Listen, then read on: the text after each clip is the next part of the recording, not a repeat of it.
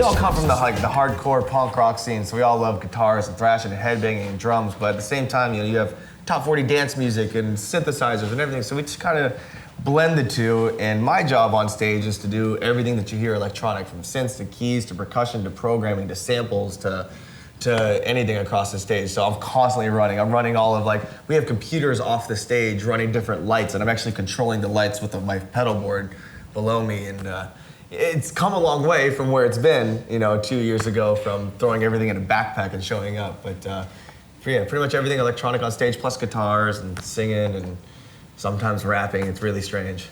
You know what I mean? Sometimes stage diving, sometimes cowbell. It depends on what the mood calls for that night. Yeah. So is it in your contract for stage diving? Yeah. I kind of retired the stage diving. I did a stage dive every night for so long. We were in Portugal, as you're talking about weird places that, your music pops up. And we played to 19,000 kids in Portugal. And I climbed the speaker and tried to jump off it. And I guess they don't crowd surf or stage dive in Portugal. Got jumped pretty hard, and I had to do physical therapy in the back and stuff. So I've kind of retired it, but actually, has anybody heard of the band Imagine Dragons? Yeah. So they're on tour with us right now, and I made a bet with the singer, NBA 2K13. I know some of you guys play it. If I won, I got to stage dive while playing cowbell during their big song. I won. It happened. It was great. And this is pre or post your physical therapy? Oh, this was yesterday. Oh, this was yesterday. So there's a learning curve. You're not gonna do it. You're not gonna do it. And I walk right up on stage, Will Ferrelling the cowbell. That's so good. So good.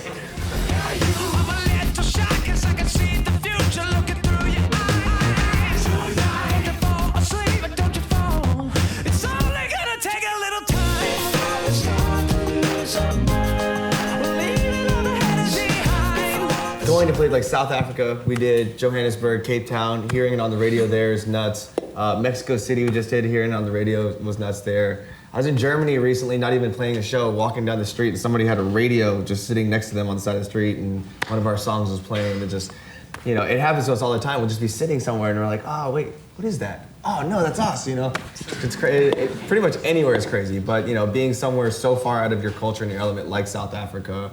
Or, we're actually going to India here in a few weeks, so India? They have music? You know what I mean? Who would even thought it, So, let alone our music, our American pop music. But I guess they love it, and it should be fun. Yeah. Yeah. When you find out around the world, music's a fusion. It is. Well, it's a language. It's a language that everybody can speak and everybody can talk to each other about. You can find somebody in a whole nother country, not speak the same language at all, the same word, and completely bond and become best friends over what you're listening to, over just a beat or something like that, Right. Everybody says music what emotion sounds like, Are you ever surprised where in the media, because media is such a wide thing at this point, instantaneous media, files, are you ever surprised at the type of media you see your picture on, or hear your music? It's everything's so permanent nowadays. With the power of YouTube, we'll play a show, and that night there'll be 5 videos on YouTube. And that's even what we do as a band is we'll get off stage, go to the hotel, and watch our own videos just to see what we did wrong, what worked, what didn't work, and we're constantly studying, even at whatever level it is we're at now. Media in that form has helped us so much, even with the photos and the pictures and interviews and stuff. Yeah. It's like you don't realize how permanent everything is. Right. The things that you say to an interviewer, it's going to be there. It's going to be written, and people are going to see it. So it's great, and there's a lot of places that it comes from. Wake up. Well, it's nice to know you. Have you learned to fly? 'Cause I would like to show you. If it's unfamiliar, when I taste your face, and I can break the memory, baby. I'm afraid that AWOLNATION is on a record label, but it's a record label more recognized as a brand. So it's Red Bull Records. And I mean, yeah, it is the go juice that gets you through a 4-hour lecture at Full Sail, but I know it, you know it.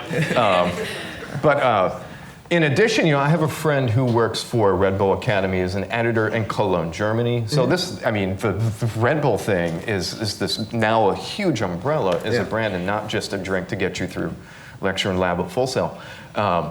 And Red Bull Records, they've got to be doing some different things. So, Yeah.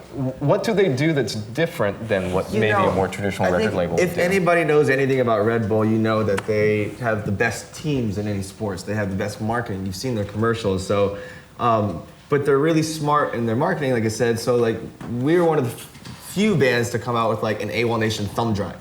You know what I mean? You buy a T-shirt, you get the thumb drive, has the record on it, so on and so forth. We just did this thing. I forgot what it's called. It's like Welcome to the Nation, where if you tag a certain hashtag on Instagram, it directly goes to our website. So everybody's friends and family, you can see everybody's photos from all the concerts. And, you know, they just do these really great ideas, new age, modern, you know, technology, and as well as, the, you know, their marketing with their sport. Like everybody saw the Stratus jump, right? Yeah. The Red Bull thing. You know, you're talking about, talk about marketing. Hey, let's send a guy up 127,000 feet and have him jump out of a capsule. You talk about the best company, you know, in the world that does the greatest stuff, and just to be a part of that, and actually one of the only bands on the label, as we are, right. you know, really gives us a close-knit relationship with them, and they're, you know, they're really smart and got to think outside the box, which is exactly what they do.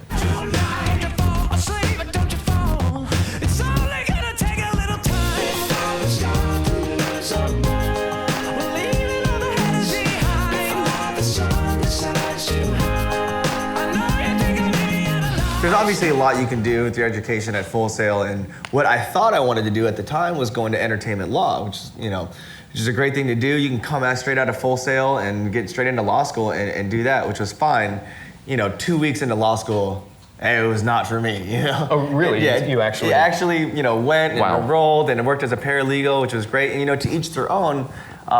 It's just not what I wanted to do. I just wasn't happy, and all the attorneys that I worked for knew that I played music, knew what it meant to me.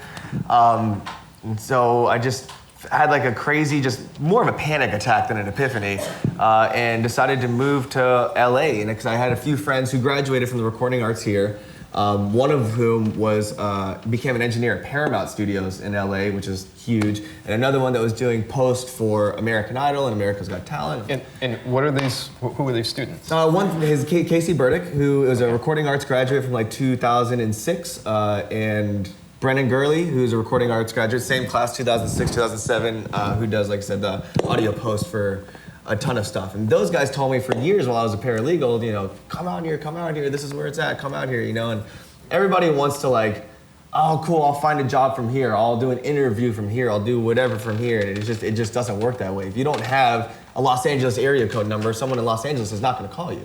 They know that you're not there, you know. And so I sold everything I owned, sold my bed, sold my sheets, sold everything, put my dog in a backpack in the car, drove to LA, you know.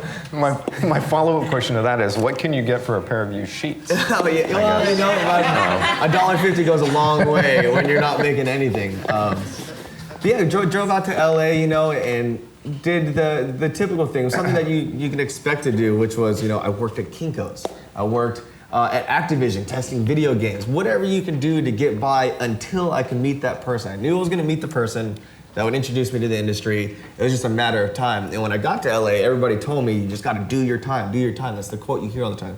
Do your time. You know, everything will happen. I guarantee you it will happen. You just gotta put in the time and be willing to do what it takes to get there. And so, you know, for a few years working unpaid internships, you know, just passing bills, just letting them go by, and then lo and behold, I met a producer who needed an engineer, told him I went to Full Sail. He said, come tour the studio, put me on the spot, made me record him, passed, and got a job. And that's exactly, and that was like 2 years into it.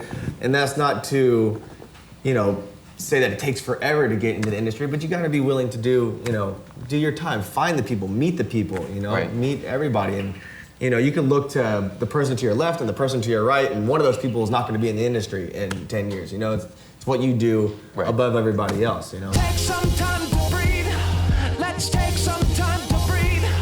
From the desert to the sea. It's a shame for you and me.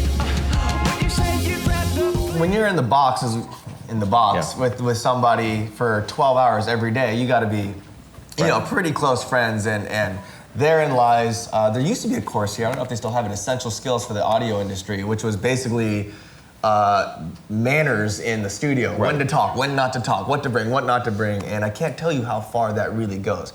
Every single person will come into a studio for the first time and tell the producer they should do this with the track. And it's not what you do, you know, and you learn those things very quickly. Right. Hence the reason for teaching that here. Yeah, exactly. It's so important. So important. You know, we trained some people that understood how to place mics, and they were whizzes. And usually, you know, younger operators of computers are so much faster on workstations in editing than old folks like me. And you know, we turn out some whizzes, but my gosh, yeah, you have to. I mean, there's a finishing school. Yeah, you have to know, and you have to. You know, you're sitting in a studio and Timberland walks in. Don't ask him for an autograph. Don't ask him for a photo. Don't, you know, show him your demo. And I can't tell you how much that turns people off. You know, if you're like, you hand me your demo and I didn't ask for it, I probably won't talk to you again because I don't, you know, it's like I'll approach you, but therein lies again doing your time, waiting for your time. Wait, it'll happen. He'll ask you for it. You know what I mean? He'll just drop a hint that you do this or you do that, and that's what I did with that producer.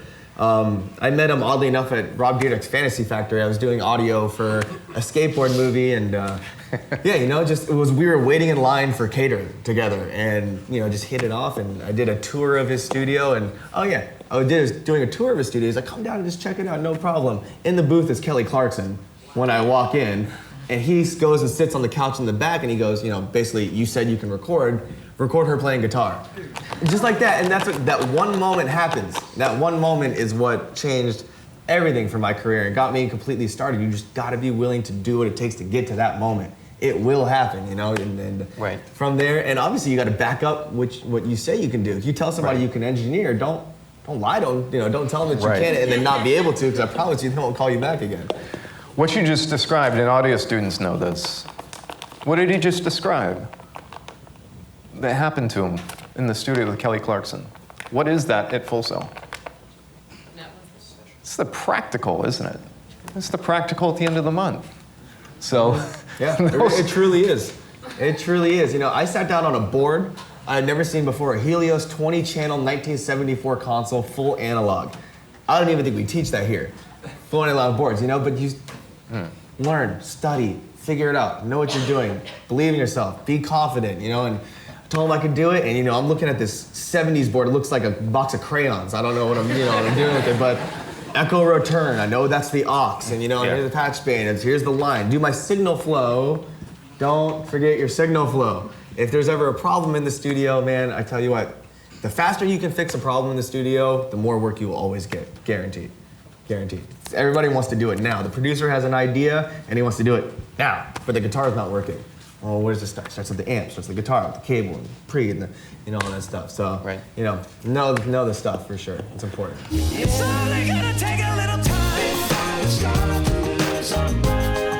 Leaving all the haters behind. The sun decides you high. I know you think of me and I'm scared to love what we love. There's 5 band members, 6 crew members. That means there's 11 of us in a bus with a trailer, and it takes, if one person doesn't do their job, nothing happens. If one of the crew guys doesn't do his job, you know, nothing happens. Are there show pro kids in here at all? Yeah, there you go. There you go. You know, and we love our crew. Our crew is so important to us, and I can't tell you how important it is to have a good crew. Because once you have a terrible crew, you know, your life changes. But you know, typically we wake up in a new city every day. You know, on the bus, we drive through the night. You know, it's 8 hours or so to get to the next place. So you wake up in a new city, tour life, try to find a shower, try to find food, try to find a coffee. I don't know where I am. What city am I in? And then load-in starts, you know, maybe noon or 1, and that's when the crew starts to unload the trailer, put all the stuff in, and then we have venue staff that's there every day. Crew works with the venue staff. This is what snakes we have, what channels we have, what monitor consoles we have. Do we have to run this? Do we have to run that? What kind of power? All that good stuff. And so they set up for the next few hours. And then the band comes in at 4:30 for sound check, make sure everything works right, make sure our monitors are good, our ears are good, and then we bounce. Crew wraps up, next band comes up and does their sound check and stuff, and then pretty much every day right after sound check, do a meet and greet, shake hands, kiss babies, sign autographs, you know, all that good stuff. Doors at 7, show at 8, we play at 10. Done at 11:30. Then again, try and find a shower. Try to find dinner. Try to find. And hopefully you're not so confused that you shake babies and kiss hands. Yeah. Come on. Shake hands and kiss babies. Exactly. Keep that straight. It's a long day, and it's long to do it every day. But I couldn't imagine doing anything else. It's Right. My job yesterday was to stage dive while playing cowbell.